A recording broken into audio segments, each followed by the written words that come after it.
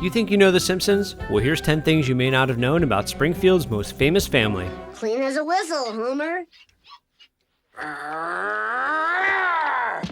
Originally, series creator Matt Groening was approached to create short animations for The Tracy Ullman Show based on his comics. Groening agreed to do the animations, but was reluctant to use his life and hell characters because he would have to give up the publishing rights. Instead, he hastily created The Simpsons family while waiting in the lobby before his pitch meeting. All of the members of the Simpsons family are named after Groening's family, except for Bart, who is intended to represent Groening himself. He chose the name Bart because it's an anagram for the word brat. The Simpsons shorts became a staple of The Tracy Ullman Show for 3 seasons, then were developed into a half-hour primetime show. They haven't changed a bit, have they? The Simpsons was the first successful animated program in American primetime since Wait Till Your Father Gets Home in the 1970s. In 1997, The Simpsons surpassed The Flintstones as the longest-running primetime animated series in the U.S., and in 2004, replaced The Adventures of Ozzie and Harriet as the longest-running sitcom, animated or live-action, in the U.S. Happy birthday, Mr. Smithers.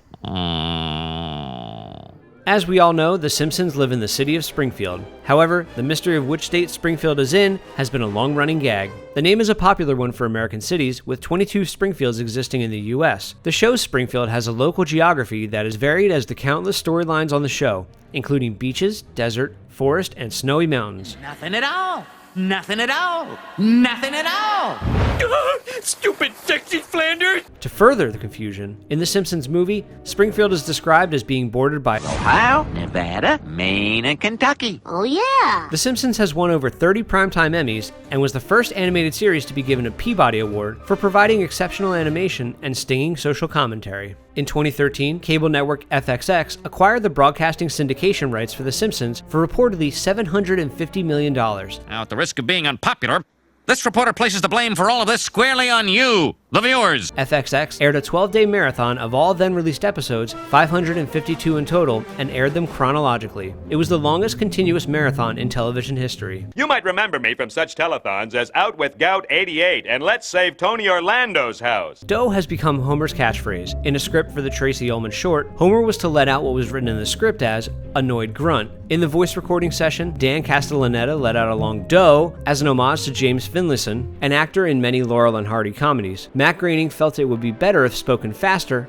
and Dough was born. However, the writers never forgot its origins. The titles of some episodes include Simpsons Califragilisticexpialidocious Annoyed Grunt, EI Annoyed Grunt, and I Annoyed Grunt Bot are references to the original script direction. In 2001, the word dough was added to the Oxford English Dictionary. It is defined as expressing frustration at the realization that things have turned out badly or not as planned, or that one has said or done something foolish. Also usually mildly derogatory, implying that another person has said or done something foolish.